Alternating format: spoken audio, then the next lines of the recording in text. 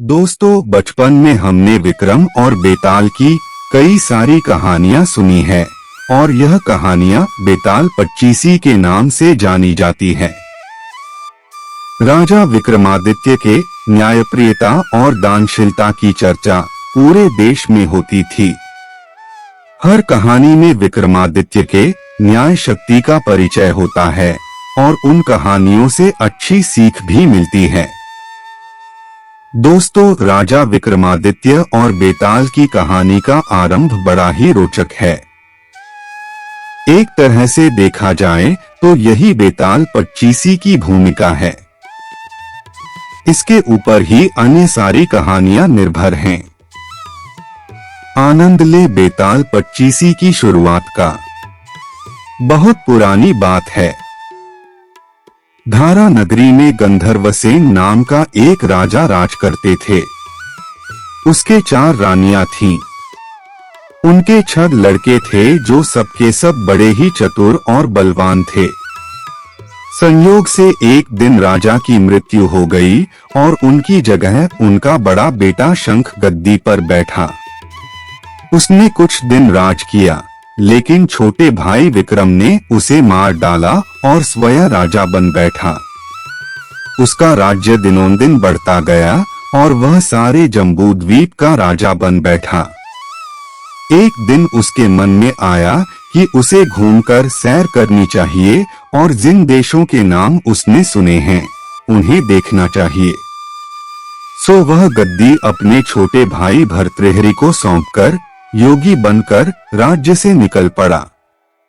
उस नगर में एक ब्राह्मण तपस्या करता था।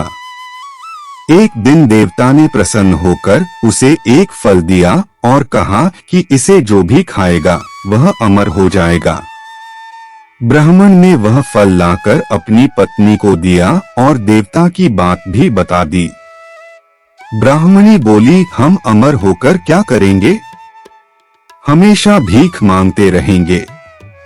इससे तो मरना ही अच्छा है। तुम इस फल को ले जाकर राजा को दे आओ और बदले में कुछ धन ले आओ। यह सुनकर ब्राह्मण फल लेकर राजा भर्तृहरि के पास गया और सारा हाल कह सुनाया। भर्तृहरि ने फल ले लिया और ब्राह्मण को 1 लाख रुपए देकर विदा कर दिया। भर्तृहरि अपनी एक रानी को बहुत चाहता था। उसने महल में जाकर वह फल उसी को दे दिया। रानी की मित्रता शहर कोतवाल से थी। उसने वह फल कोतवाल को दे दिया। कोतवाल एक वेश्या के पास जाया करता था। वह उस फल को उस वेश्या को दे आया। वेश्या ने सोचा कि यह फल तो राजा को खाना चाहिए। वह उसे लेकर राजा भर्तृहरि के पास गई और उसे दे दिया। भर्तृहरि ने उसे बहुत सा धन दिया, लेकिन जब उसने फल को अच्छी तरह से देखा तो पहचान लिया।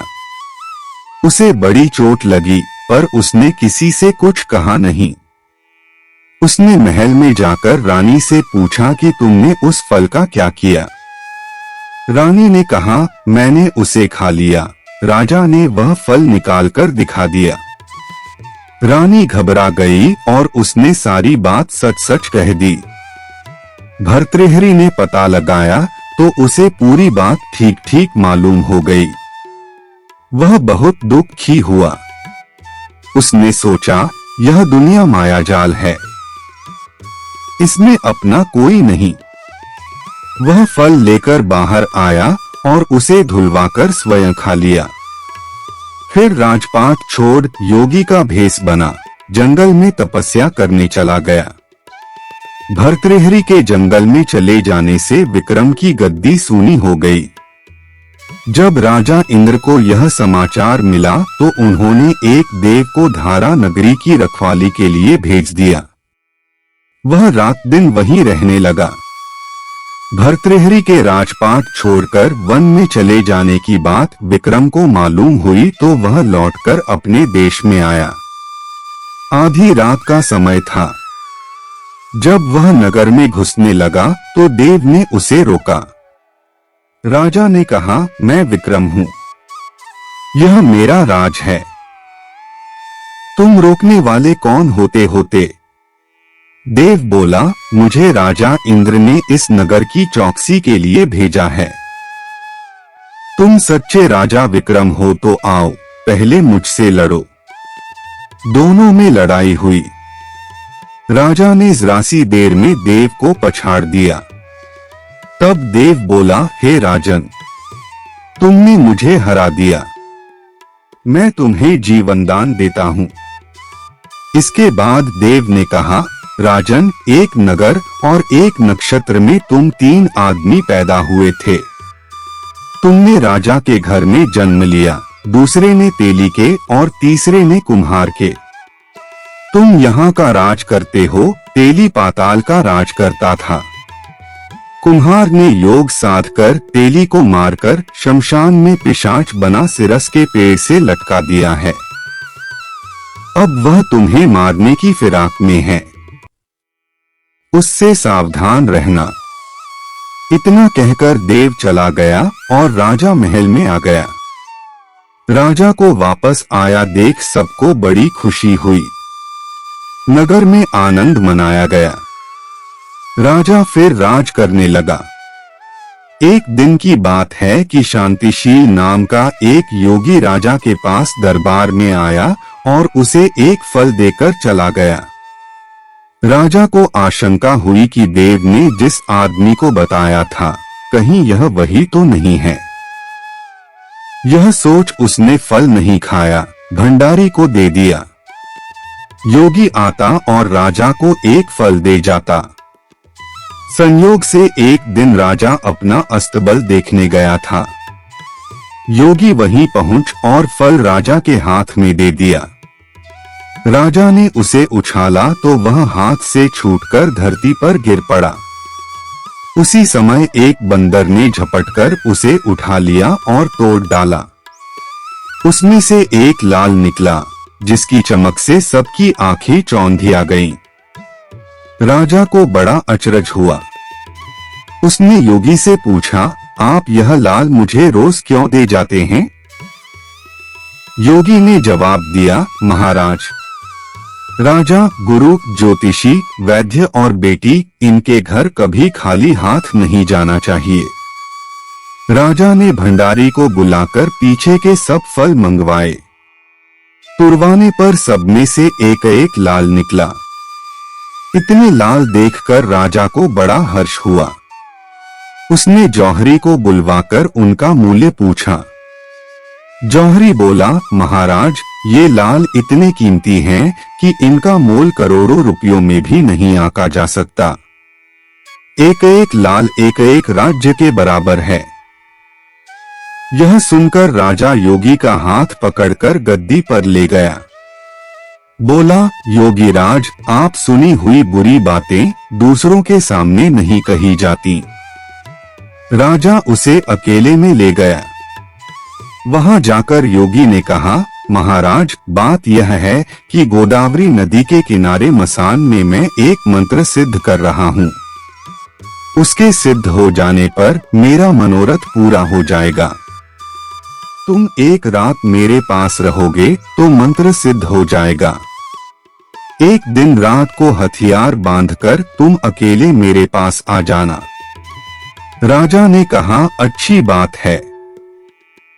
इसके उपरांत योगी दिन और समय बताकर अपने मठ में चला गया। वह दिन आने पर राजा अकेला वहां पहुंचा। योगी ने उसे अपने पास बिठा लिया।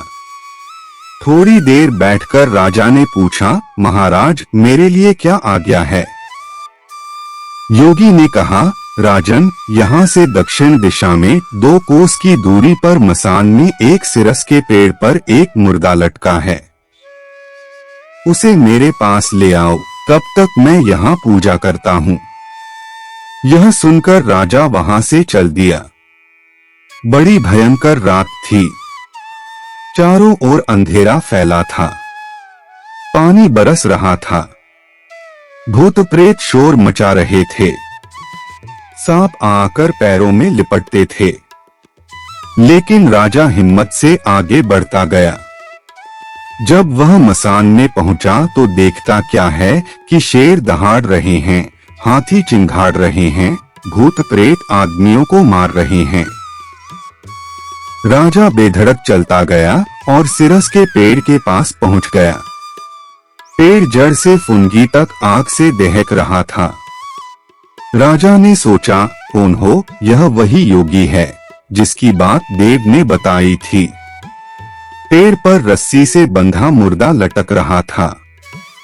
राजा पेड़ पर चढ़ गया और तलवार से रस्सी काट दी। मुर्दा नीचे गिर पड़ा और दहाड़ मार मार कर रोने लगा। राजा ने नीचे आकर पूछा, तू कौन है? राजा का इतना कहना था कि वह मुर्दा खिलखिकर हंस पड़ा। राजा को बड़ा अचरज हुआ। तभी वह मुर्दा फिर पेड़ पर जा लटका। राजा फिर चढ़कर ऊपर गया और रस्सी काट मुर्दे का बगल में दबा नीचे आया। बोला, बता तू कौन है? मुर्दा चुप रहा। तब राजा ने उसे एक चादर में बांधा और योगी के पास ले चला। रास्ते में वह मुर्दा बोला, मैं बेताल हूँ। तू कौन है और मुझे कहाँ ले जा रहा है? राजा ने कहा, मेरा नाम विक्रम है। मैं धारा नगरी का राजा हूँ। मैं तुझे योगी के पास ले जा रहा हूँ। बेताल बोला, मैं एक शर्त पर चलूंगा। अगर तू रास्ते में बोलेगा तो मैं लौटकर पेड़ पर जा लटकूंगा। राजा ने उसकी बात मान ली। फिर बेताल बोला, पंडित, चतुर और ज्ञानी, इनके दिन अच्छी अच्छी बातों में बीतते हैं, जबकि मूर्खों के दिन कलह और नींद में। अच्छा होगा कि हमारी राह भली बातों की चर्चा में बीत जाए। मैं तुझे एक कहानी सुनाता हूँ। पापी कौन? ले सुन। काशी में प्रताप मुकुट नाम का राजा राज्य करता था। उसके वज्र मुकुट नाम का एक बेटा था। एक दिन राजकुमार दीवान के लड़के को साथ लेकर शिकार खेलने जंगल गया। घूमते घूमते उन्हें तालाब मिला। उसके पानी में कमल खिले थे और हंस किलोल कर रहे थे। किनारों पर घने पेड़ थे जिन पर पक्षी चहचहा रहे थे। दोनों मित्र वहां रुक गए और तालाब के पानी में हाथ मुंह धोकर ऊपर महादेव के मंदिर पर गए। घोड़ों को उन्होंने मंदिर के बाहर बांध दिया। वो मंदिर में दर्शन करके बाहर आए तो देखते क्या हैं कि तालाब के किनारे राजकुमारी अपनी सहेलियों के साथ स्नान करने आई है। दीवान का लड़का तो वहीं एक पेड़ के नीचे बैठा रहा, पर राजकुमार से न रहा गया। वह आगे बढ़ गया। राजकुमारी ने उसकी ओर देखा तो वह उस पर मोहित हो गया। राजकुमारी भी उसकी तरफ देखती रही। फिर उसने किया क्या कि जूड़े में से कमल का फूल निकाला, कान से लगाया, दांत से कुतरा, पैर के नीचे दबाया और फिर छाती से लगा, अपनी सखियों के साथ चली गई। उसके जाने पर राजकुमार निराश हो अपने मित्र के पास आया और सब हाल सुनाकर बोला, मैं इस राजकुमारी के बिना नहीं रह सकता, पर मुझे न तो उसका नाम मालूम है न ठिकाना। वह कैसे मिलेगी? दीवान के लड़के ने कहा, राजकुमार आप इतना घबराएं नहीं, वह सब कुछ बता गई है। राजकुमार ने पूछा, कैसे? वह बोला, उसने कमल का फूल सिर से उतार कर कानों से लगाया तो उसने बताया कि मैं कर्नाटक की रहने वाली हूँ। दांत से कुतरा तो उसका मतलब था कि मैं दंतबाट राजा की बेटी हूँ। पांव से दबाने का अर्थ था कि मेरा नाम पद्मावती है और छाती से लगाकर उसने बताया कि तुम मेरे दिल में बस गए हो। इतना सुनना था कि राजकुमार खुशी से फूल उठा। बोला, अब मुझे कर्नाटक देश में ले चलो। दोनों मित्र वहां से चल दिए। घूमते फिरते सैर करते दोनों कई दिन बाद वहां पहुंचे। राजा के महल के पास गए तो एक बुढ़िया अपने द्वार पर बैठी चरखा काटती मिली। उसके पास जाकर दोनों घोड़ों से उतर पड़े और बोले, माई, हम सौदागर हैं, हमारा सामान पीछे आ रहा है, हमें रहने को थोड़ी जगह दे दो। उनकी शक्ल सूरत देखकर और बात सुनकर बुढ़िया के मन में ममता उमड़ आई। बोली, बेटा, तुम्हारा घर है, जब तक जी में आए रहो। दोनों वहीं ठहर गए। दीवान के बेटे ने उससे पूछा, माई, तुम क्या करती हो? तुम्हारे घर में कौन कौन है? तुम्हारी गुजर कैसे होती है?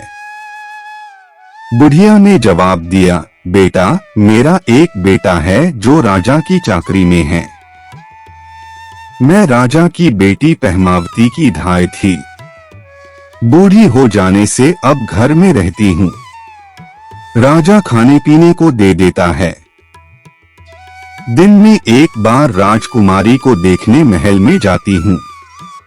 राजकुमार ने बुढ़िया को कुछ धन दिया और कहा, माई, कल तुम वहां जाओ तो राजकुमारी से कह देना कि जेठ सुदी पंचमी को तुम्हें तालाब पर जो राजकुमार मिला था वह आ गया है। अगले दिन जब बुढ़िया राजमहल गई तो उसने राजकुमार का संदेशा उसे दे दिया। सुनते ही राजकुमारी ने गुस्सा होकर हाथों में चंदन लगाकर उसके गाल पर तमाचा मारा और कहा, मेरे घर से निकल जा। बुढ़िया ने घर आकर सब हाल राजकुमार को कह सुनाया। राजकुमार हक्का बक्का रह गया। तब उसके मित्र ने कहा, राजकुमार, आप घबराएं नहीं, उसकी बातों को समझें। उसने देसों उंगलियां सफेद चंदन में मारी, इससे उसका मतलब यह है कि अभी 10 रोज चांदनी के हैं। उनके बीतने पर मैं अंधेरी रात में मिलूंगी। 10 दिन के बाद बुढ़िया ने फिर राजकुमारी को खबर दी तो इस बार उसने केसर के रंग में 3 उंगलियां डुबोकर उसके मुंह पर मारी और कहा, भाग यहाँ से। बुढ़िया ने आकर सारी बात सुना दी। राजकुमार शोक से व्याकुल हो गया। दीवान के लड़के ने समझाया, इसमें हैरान होने की क्या बात है? उसने कहा है कि मुझे मासिक धर्म हो रहा है। 3 दिन और ठहरो। 3 दिन बीतने पर बुढ़िया फिर वहां पहुंची। इस बार राजकुमारी ने उसे फटकार कर पश्चिम की खिड़की से बाहर निकाल दिया। उसने आकर राजकुमार को बता दिया। सुनकर दीवान का लड़का बोला, मित्र, उसने आज रात को तुम्हें उस खिड़की की राह बुलाया है। मारे खुशी के राजकुमार उछल पड़ा।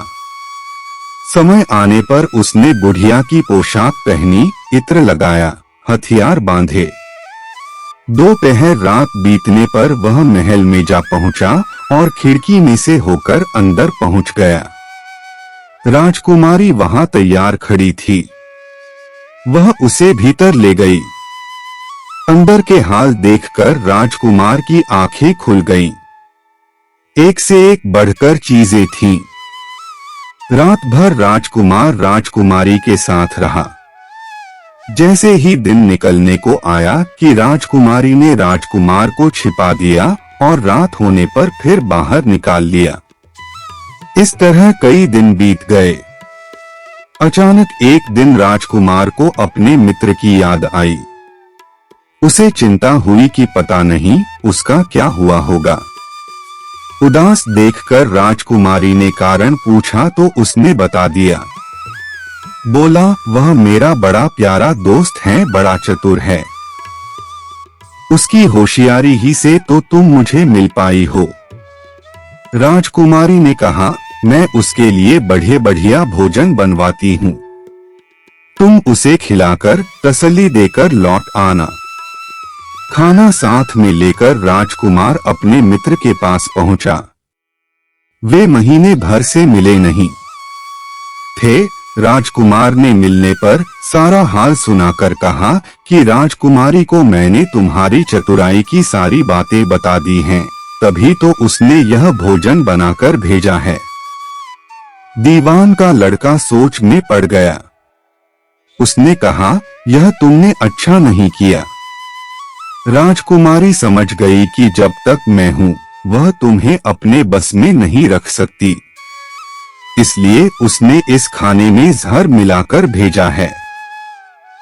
यह कहकर दीवान के लड़के ने थाली में से एक लड्डू उठाकर कुत्ते के आगे डाल दिया। खाते ही कुत्ता मर गया। राजकुमार को बड़ा बुरा लगा। उसने कहा, ऐसी स्त्री से भगवान बचाए, मैं अब उसके पास नहीं जाऊंगा। दीवान का बेटा बोला, नहीं, अब ऐसा उपाय करना चाहिए जिससे हम उसे घर ले चलें। आज रात को तुम वहां जाओ। जब राजकुमारी सो जाए तो उसकी बाईं जांघ पर त्रिशूल का निशान बनाकर उसके गहने लेकर चले आना। राजकुमार ने ऐसा ही किया। उसके आने पर दीवान का बेटा उसे साथ ले योगी का भेष बना मरघट में जा बैठा और राजकुमार से कहा कि तुम ये गहने लेकर बाजार में बेच आओ। कोई पकड़े तो कह देना कि मेरे गुरु के पास चलो और उसे यहाँ ले आना। राजकुमार गहने लेकर शहर गया और महल के पास एक सुनार को उन्हें दिखाया। देखते ही सुनार ने उन्हें पहचान लिया और कोतवाल के पास ले गया। कोतवाल ने पूछा तो उसने कह दिया कि ये मेरे गुरु ने मुझे दिए हैं। गुरु को भी पकड़वा लिया गया। सब राजा के सामने पहुंचे। राजा ने पूछा, योगी महाराज, ये गहने आपको कहां से मिले? योगी बने दीवान के बेटे ने कहा, महाराज, मैं मसान में काली चौदस को डाकिनी मंत्र सिद्ध कर रहा था कि डाकिनी आई। मैंने उसके गहने उतार लिए और उसकी बाईं जांघ में त्रिशूल का निशान बना दिया। इतना सुनकर राजा महल में गया और उसने रानी से कहा कि पद्मावती की बाईं जांघ पर देखो कि त्रिशूल का निशान तो नहीं है। रानी देखा तो था। राजा को बड़ा दुख हुआ। बाहर आकर वह योगी को एक ओर ले जाकर बोला, महाराज, धर्मशास्त्र में खोटी स्त्रियों के लिए क्या दंड है? योगी ने जवाब दिया, राजन, ब्राह्मण, गऊ, स्त्री, लड़का और अपने आश्रय में रहने वाले से कोई खोटा काम हो जाए तो उसे देश निकाला दे देना चाहिए। यह सुनकर राजा ने पद्मावती को डोली में बिठाकर जंगल में छुड़वा दिया। राजकुमार और दीवान का बेटा तो ताक में बैठे ही थे। राजकुमारी को अकेली पाकर साथ ले अपने नगर में लौट आए और आनंद से रहने लगे। इतनी बात सुनाकर बेताल बोला, राजन, यह बताओ कि पाप किसको लगा है? राजा ने कहा, पाप तो राजा को लगा। दीवान के बेटे ने अपने स्वामी का काम किया। कोतवाल ने राजा को कहना माना और राजकुमार ने अपना मनोरथ सिद्ध किया। राजा ने पाप किया, जो बिना विचारे उसे देश निकाला दे दिया। राजा का इतना कहना था कि बेताल फिर उसी पेड़ पर जा लटका। राजा वापस गया और बेताल को लेकर चल दिया। बेताल बोला, राजन, सुनो, एक कहानी और सुनाता हूँ। पति कौन? यमुना के किनारे धर्मस्थान नामक एक नगर था। उस नगर में गणाधिप नाम का राजा राज करता था। उसी में केशव नाम का एक ब्राह्मण भी रहता था। ब्राह्मण यमुना के तट पर जप तप किया करता था। उसकी एक पुत्री थी जिसका नाम मालती था। वह बड़ी रूपवती थी। जब वह ब्याह के योग्य हुई तो उसके माता, पिता और भाई को चिंता हुई। संयोग से एक दिन जब ब्राह्मण अपने किसी यजमान की बारात में गया था और भाई पढ़ने गया था, तभी उनके घर में एक ब्राह्मण का लड़का आया। लड़की की मां ने उसके रूप और गुणों को देखकर उससे कहा कि मैं तुमसे अपनी लड़की का ब्याह करूंगी। होनहार की बात कि उधर ब्राह्मण पिता को भी एक दूसरा लड़का मिल गया और उसने उस लड़के को भी यही वचन दे दिया। उधर ब्राह्मण का लड़का जहां पढ़ने गया था वहां वह एक लड़के से यही वादा कर आया। कुछ समय बाद बाप बेटे घर में इकट्ठे हुए तो देखते क्या है कि वहां एक तीसरा लड़का और मौजूद है। दो उनके साथ आए थे। अब क्या हो? ब्राह्मण, उसका लड़का और ब्राह्मणी बड़े सोच में पड़े। दैवयोग से हुआ क्या कि लड़की को सांप ने काट लिया और वह मर गई। उसके बाप, भाई और तीनों लड़कों ने बड़ी भाग दौड़ की, जहर झाड़ने वालों को बुलाया, पर कोई नतीजा न निकला। सब अपनी अपनी करके चले गए। दुखी होकर वे उस लड़की को श्मशान में ले गए और क्रियाकर्म कर आए। तीनों लड़कों में से एक ने तो उसकी हड्डियां चुन ली और फकीर बनकर जंगल में चला गया। दूसरे ने राख की गठरी बांधी और वहीं झोपड़ी डालकर रहने लगा। तीसरा योगी होकर देश देश घूमने लगा। एक दिन की बात है, वह तीसरा लड़का घूमते घामते किसी नगर में पहुंचा और एक ब्राह्मणी के घर भोजन करने बैठा। जैसे ही उस घर की ब्राह्मणी भोजन परोसने आई कि उसके छोटे लड़के ने उसका आंचल पकड़ लिया। ब्राह्मणी से अपना आंचल छुड़ता नहीं था। ब्राह्मणी को बड़ा गुस्सा आया। उसने अपने लड़के को झिड़का, मारा पीटा, फिर भी वह न माना तो ब्राह्मणी ने उसे उठाकर जलते चूल्हे में पटक दिया। लड़का जलकर राख हो गया। ब्राह्मण बिना भोजन किए ही उठ खड़ा हुआ। घर वालों ने बहुतेरा कहा, पर वह भोजन करने के लिए राजी न हुआ। उसने कहा, जिस घर में ऐसी राक्षसी हो उसमें मैं भोजन नहीं कर सकता। इतना सुनकर वह आदमी भीतर गया और संजीवनी विद्या की पोथी लाकर एक मंत्र पढ़ा।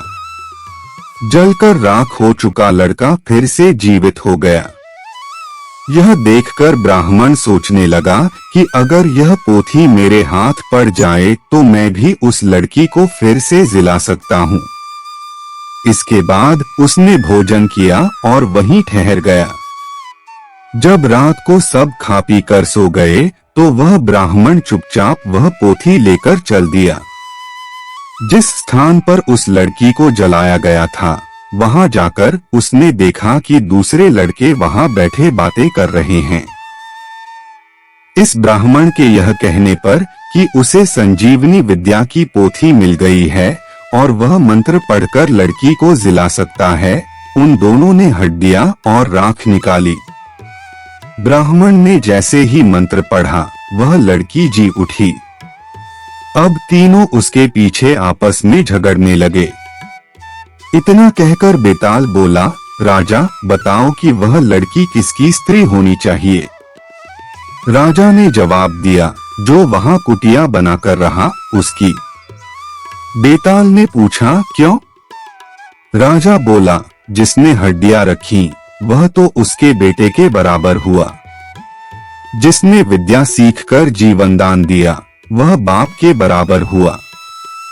जो राख लेकर रमा रहा वही उसकी हकदार है। राजा का यह जवाब सुनकर बेताल फिर पेड़ पर जा लटका। राजा को फिर लौटना पड़ा और जब वह उसे लेकर चला तो बेताल ने तीसरी कहानी सुनाई। पुण्य किसका? वर्धमान नगर में रूपसेन नाम का राजा राज करता था। एक दिन उसके यहाँ वीरवर नाम का एक राजपूत नौकरी के लिए आया। राजा ने उससे पूछा कि उसे खर्च के लिए क्या चाहिए तो उसने जवाब दिया, 1000 तोले सोना। सुनकर सबको बड़ा आश्चर्य हुआ। राजा ने पूछा, तुम्हारे साथ कौन कौन है? उसने जवाब दिया, मेरी स्त्री, बेटा और बेटी। राजा को और भी अचंभा हुआ। आखिर 4 जने इतने धन का क्या करेंगे?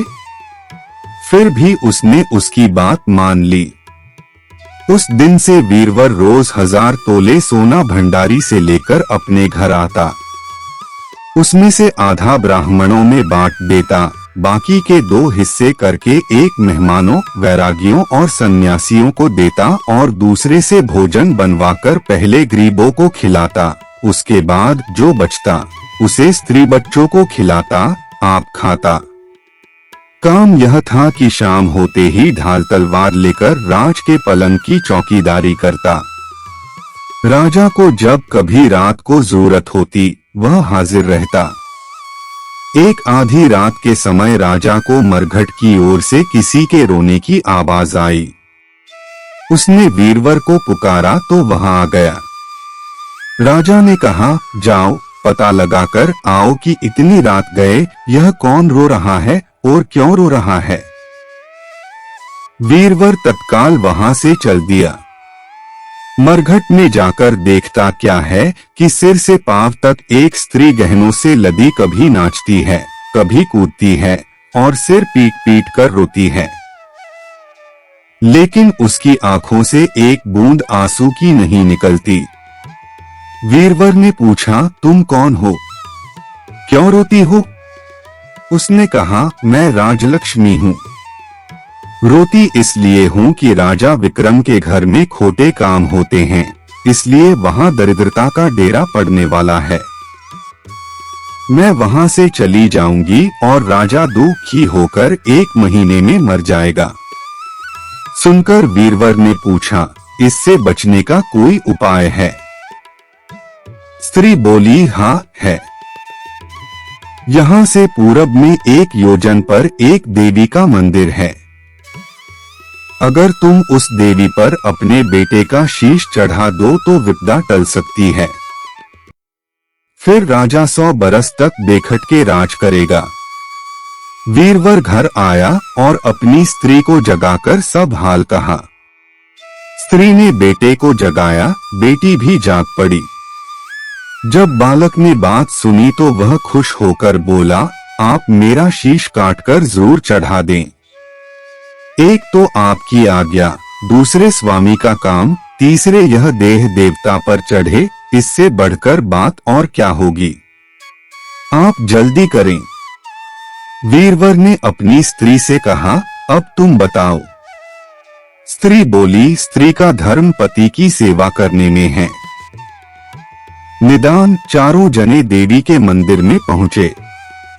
वीरवर ने हाथ जोड़कर कहा, हे देवी, मैं अपने बेटे की बलि देता हूँ। मेरे राजा की 100 बरस की उम्र हो। इतना कहकर उसने इतने जोर से खांडा मारा कि लड़के का शीश धड़ से अलग हो गया। भाई का यह हाल देखकर बहन ने भी खांडे से अपना सिर अलग कर डाला। बेटा बेटी चले गए तो दुखी माँ ने भी उन्हीं का रास्ता पकड़ा और अपनी गर्दन काट दी। वीरवर ने सोचा कि घर में कोई नहीं रहा तो मैं ही जीकर क्या करूंगा। उसने भी अपना सिर काट डाला। राजा को जब यह मालूम हुआ तो वह वहां आया। उसे बड़ा दुख हुआ कि उसके लिए 4 प्राणियों की जान चली गई। वह सोचने लगा कि ऐसा राज करने से धिक्कार है। यह सोच उसने तलवार उठा ली और जैसे ही अपना सिर काटने को हुआ कि देवी ने प्रकट होकर उसका हाथ पकड़ लिया। बोली, राजन, मैं तेरे साहस से प्रसन्न हूँ। तू जो वर मांगेगा सो दूंगी। राजा ने कहा, देवी तुम प्रसन्न हो तो इन 4 को जिला दो। देवी ने अमृत छिड़ककर उन 4 को फिर से जिला दिया। इतना कहकर बेताल बोला, राजा बताओ सबसे ज्यादा पुण्य किसका हुआ? राजा बोला, राजा का। बेताल ने पूछा, क्यों? राजा ने कहा, इसलिए कि स्वामी के लिए चाकर का प्राण देना धर्म है, लेकिन चाकर के लिए राजा का राजपाट को छोड़ जान को तिनके के समान समझकर देने को तैयार हो जाना बहुत बड़ी बात है। यह सुन बेताल गायब हो गया और पेड़ पर जा लटका। बेचारा राजा दौड़ा दौड़ा वहां पहुंचा और उसे फिर पकड़कर लाया तो बेताल ने चौथी कहानी कही। ज्यादा पापी कौन? भोगवती नाम की एक नगरी थी। उसमें राजा रूपसेन राज करता था। उसके पास चिंतामणि नाम का एक तोता था। एक दिन राजा ने उससे पूछा, हमारा ब्याह किसके साथ होगा? तोते ने कहा, मगध देश के राजा की बेटी चंद्रावती के साथ होगा। राजा ने ज्योतिषी को बुलाकर पूछा तो उसने भी यही कहा। उधर मगध देश की राजकन्या के पास एक मैना थी। उसका नाम था मदन मंजरी। एक दिन राजकन्या ने उससे पूछा कि मेरा विवाह किसके साथ होगा, तो उसने कह दिया कि भोगवती नगर के राजा रूपसेन के साथ। इसके बाद दोनों को विवाह हो गया। रानी के साथ उसकी मैना भी आ गई। राजा रानी ने तोता मैना का ब्याह करके उन्हें एक पिंजरे में रख दिया। एक दिन की बात की तोता मैना में बहस हो गई। मैना ने कहा, आदमी बड़ा पापी, दगाबाज और अधर्मी होता है। तोते ने कहा, स्त्री झूठी, लालची और हत्यारी होती है। दोनों का झगड़ा बढ़ गया तो राजा ने कहा, क्या बात है, तुम आपस में लड़ते क्यों हो? मैना ने कहा, महाराज, मर्द बड़े बुरे होते हैं। इसके बाद मैना ने एक कहानी सुनाई। इलापुर नगर में महाधन नाम का एक सेठ रहता था। विवाह के बहुत दिनों के बाद उसके घर एक लड़का पैदा हुआ। सेठ ने उसका बड़ी अच्छी तरह से लालन पालन किया, पर लड़का बड़ा होकर जुआ खेलने लगा। इस बीच सेठ मर गया। लड़के ने अपना सारा धन जुए में खो दिया। जब पास में कुछ न बचा तो वह नगर छोड़कर चंद्रपुरी नामक नगरी में जा पहुंचा।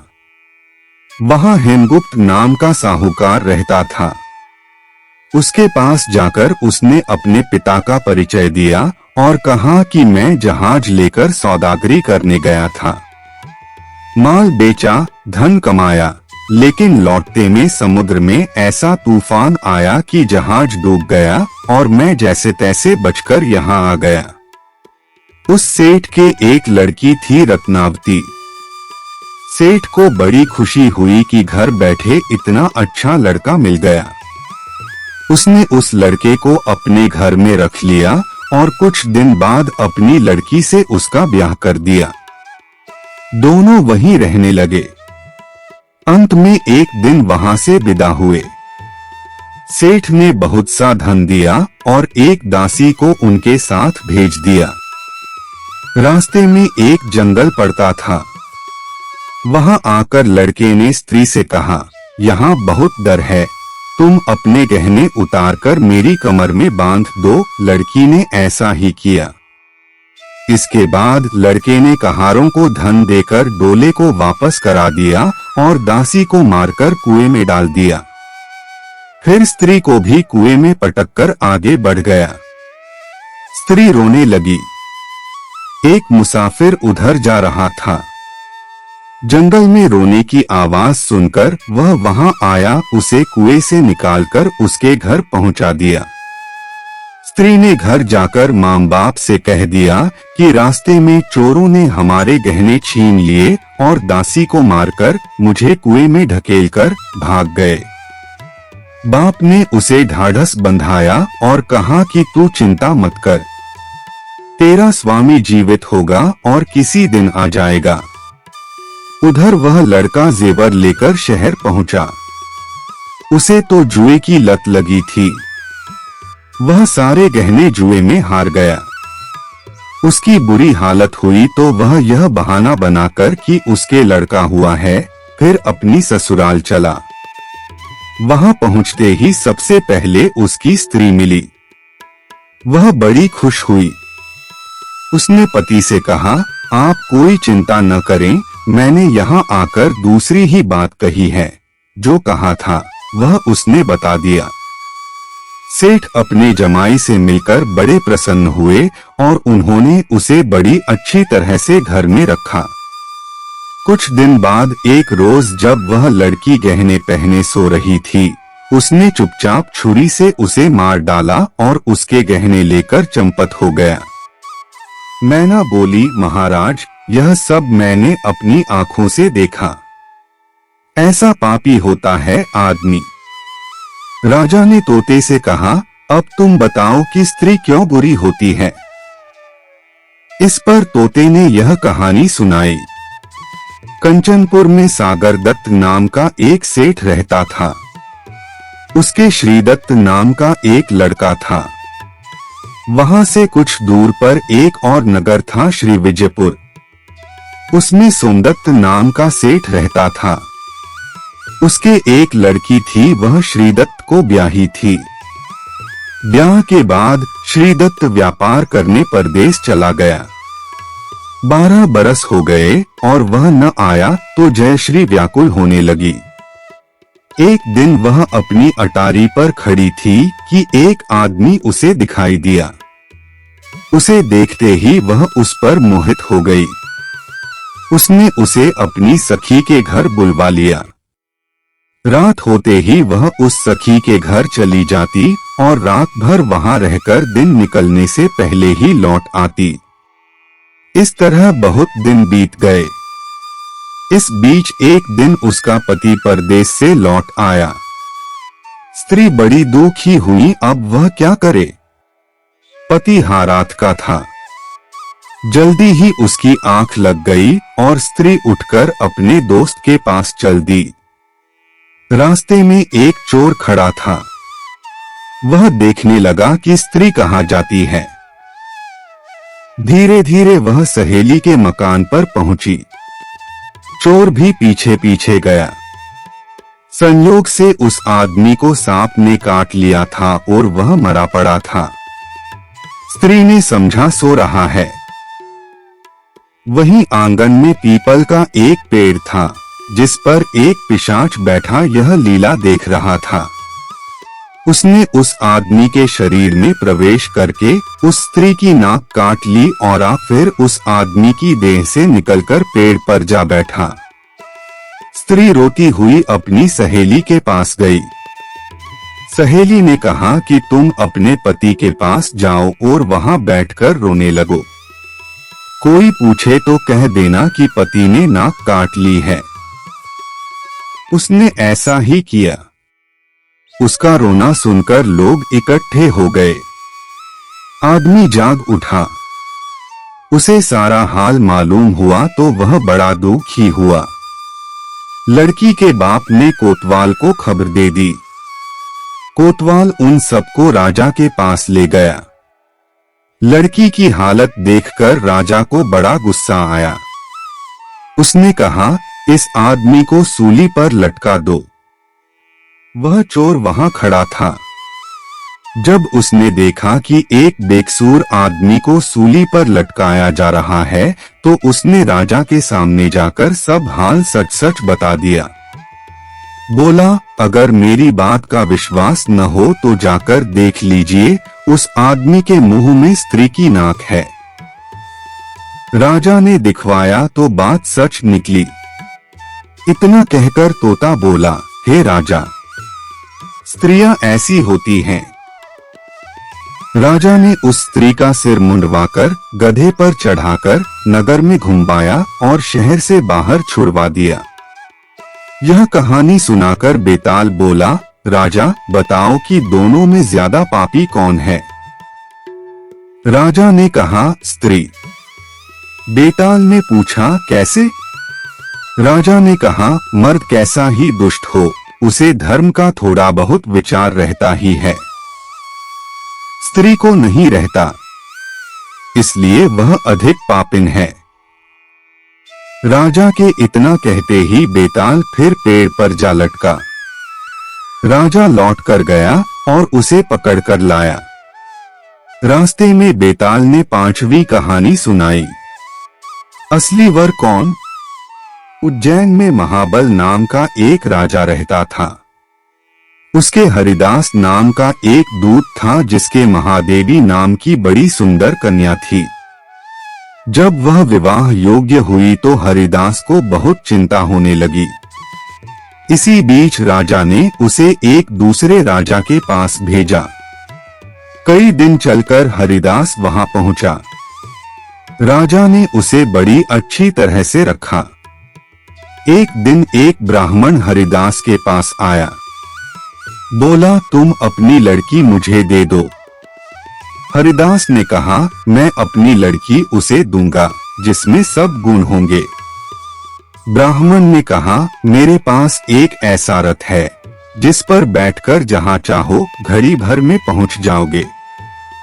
हरिदास बोला, ठीक है, सवेरे उसे ले आना। अगले दिन दोनों रथ पर बैठकर उज्जैन आ पहुंचे। दैवयोग से उससे पहले हरिदास का लड़का अपनी बहन को किसी दूसरे को और हरिदास की स्त्री अपनी लड़की को किसी तीसरे को देने का वादा कर चुकी थी। इस तरह 3 वर इकट्ठे हो गए। हरिदास सोचने लगा कि कन्या एक है, वह 3 हैं, क्या करे। इसी बीच एक राक्षस आया और कन्या को उठाकर विंध्याचल पहाड़ पर ले गया। तीनों वरों में एक ज्ञानी था। हरिदास ने उससे पूछा तो उसने बता दिया कि एक राक्षस लड़की को उड़ा ले गया है और वह विंध्याचल पहाड़ पर है।